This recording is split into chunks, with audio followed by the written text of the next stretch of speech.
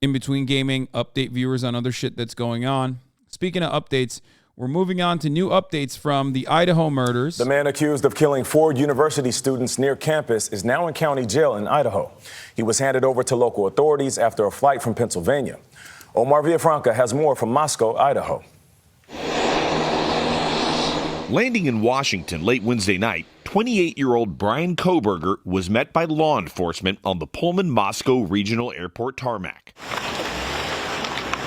He was quickly escorted to the Leda County Jail in Moscow, Idaho, where he was booked on 4 counts of first-degree murder for allegedly killing Kaylee Gonsalves, Madison Mogan, Zana Kernodle, and Ethan Chapin in November. Hello, how you doing? How y'all doing? Koberger's arrival in Idaho came as police released new body cam video of the suspect and his dad being pulled over twice in Indiana on a December road trip home to Pennsylvania. See, he's right up on. Oh, yeah, they stopped them, dude. They fucking stopped them. I think twice, not even once. God, cops are awesome, dude. Van, man. You right up on the back of that van. You're over for tailgating. Video shows the sheriff's deputy talking with the two about their long drive. So you're coming from Washington State University, and you're going there? Oh. We're going to be going to Pennsylvania. Oh, okay. Yeah. We're slightly driving hours.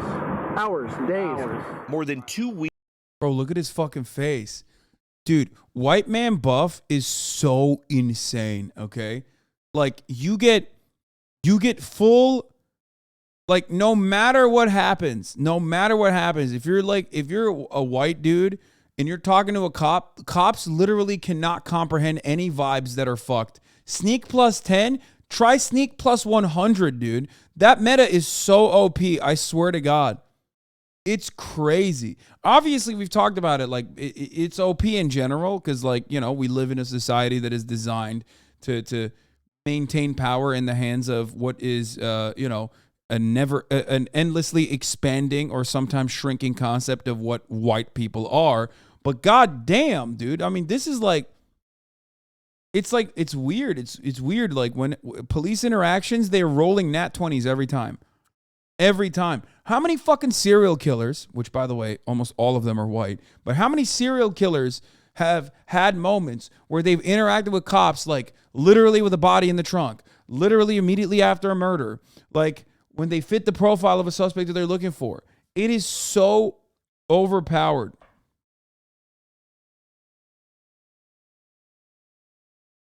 Jeffrey Dahmer is a example as well. It's just like it's just a race passive, you know what I mean? It's crazy. Weeks after this, Koberger was arrested at his family's home in Pennsylvania.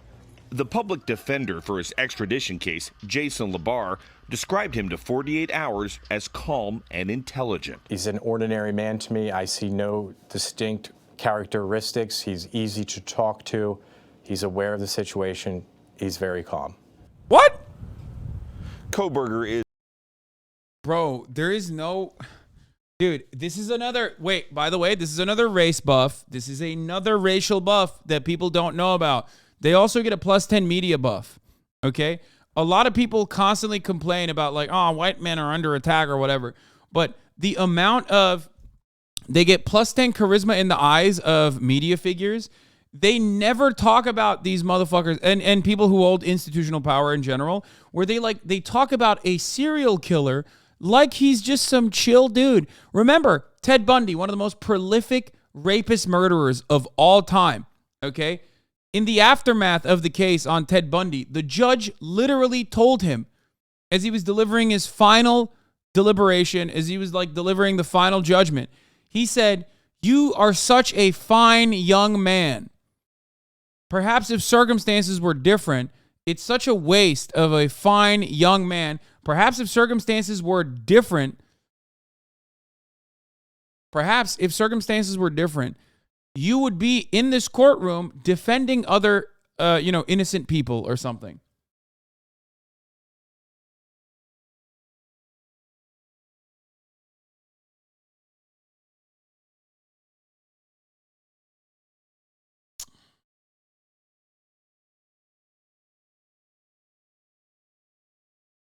Here is Brian Kohlberger in Latah County, Idaho. The court this morning, no bond.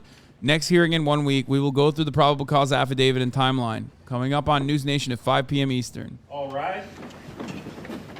Later. Okay, well, I'm sorry, Carter. Like, you already know just as well as I do. These towns, it's so fucking weird. Please be seated. Later. Later. We are on the record in the 2nd Judicial District, Latah County. This is the Magistrates Division of District Court.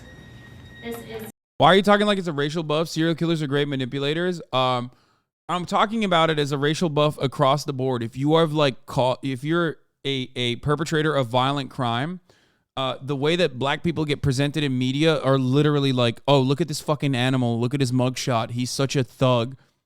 Okay. Versus white serial killers will like murder their whole fucking family and they'll show the family jet skiing. In the headline photo, as Zach Fox has correctly pointed out here. This is like an endless meme. Yeah, this is how the photos be looking in the headlines when a white man kills his entire family.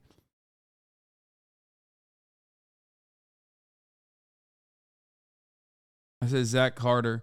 My mom called me on stream and told me to react to this because she knew I went to college there. I read the affidavit on stream to her. Nice. Here was the Ted Bundy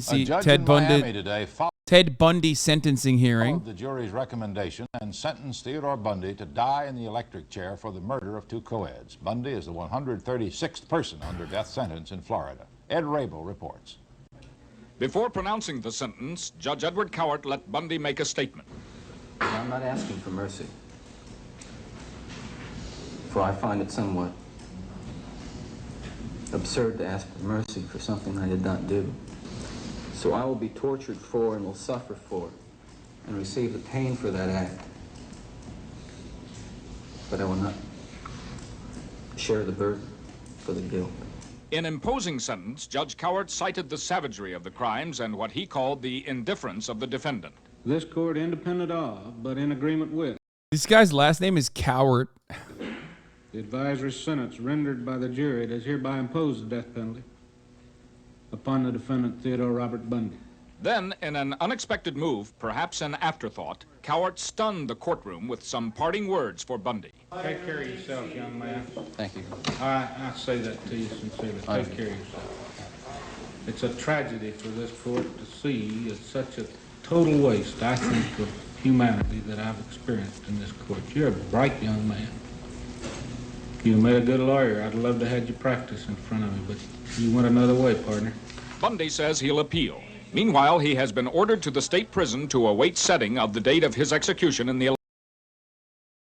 Yeah, bro. I mean, what do you mean when we say this shit? Like, I'm not pulling this out of my ass. Here, status and race in the Stanford rape case. Why Brock Turner's mugshot matters. Here is Canadians also getting in on the fun.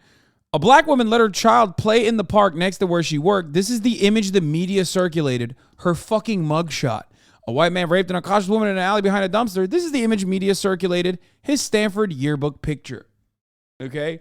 If you don't think that this is a reinforcement of white supremacist implicit biases that are inside of like every fucking person, I don't know what to tell you. Okay? That's the buff we're talking about. Outrage over Stanford rape sentence. Like, what the fuck?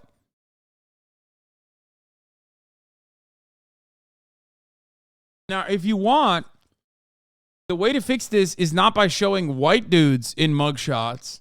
The way to fix this is by showing everyone in, better moments, I guess. Especially when it's not a fucking person that has done like an insane, unimaginable crime. Or in most instances, a black victim of police brutality.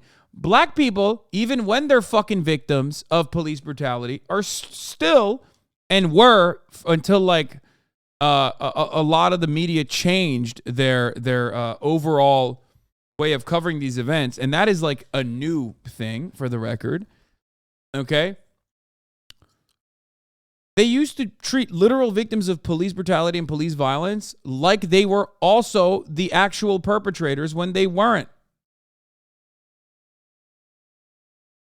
They recently changed it too, like a couple of years ago. So understand that this is a relatively new process. Anyway, let's take a look at what the judge is saying here. Cause number CR 29222805.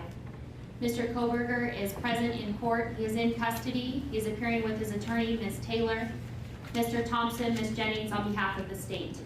This is the time set in the matter for initial appearance. Mr. Koberger, I am going to advise you of the rights that you have in this case.